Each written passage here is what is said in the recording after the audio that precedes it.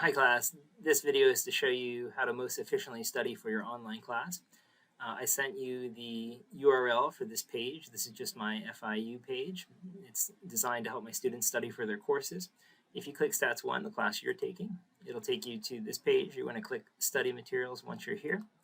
And once you click Study Materials, you'll have access to the notes and homework and formula cards and labs to help you learn or study. You also have your probability tables that you need for the course, etc. So if you were to click, for example, say the lecture notes for chapter 3, you'll see kind of standard notes. You have the title of the sections, you have definitions, of course, but most importantly, you have the sample problems that I would normally teach in class, in a face-to-face class, to help my students learn. If you click these, they are going to open up and show you the lecture example solved by me on video. So you have access to all the same lecture content that my students normally have, even if they're in a face-to-face class. These videos are housed at my other website, stackprofessor.com, and they're hosted on YouTube. So, you know, all these sources should be very reliable. FIU servers are very reliable. YouTube almost never goes down. My website, Stack Professor, is usually up and running. If it isn't up and running, you can go to YouTube and come to my basically my page at YouTube, and you can find playlists with all this stuff organized by chapter and section. So you should be able to navigate to there if for whatever reason one of these sources is down for a moment. YouTube won't be down. You can go directly there and watch the videos related to your studies. Okay, good.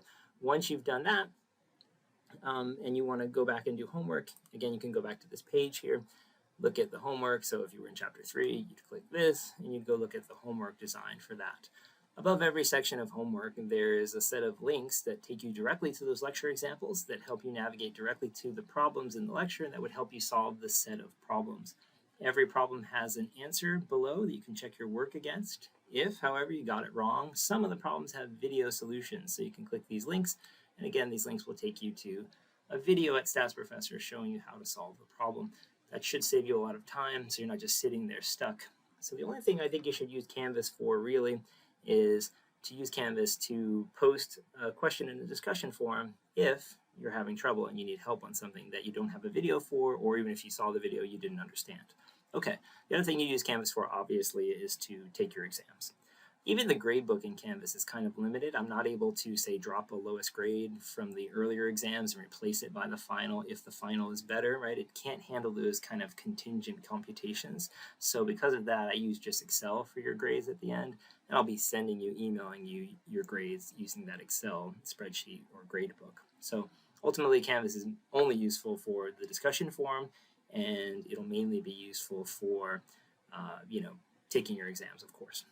Lastly, if you're at Stats Professor, there's everything that we need for the course is housed here, again, on this page that we opened up earlier.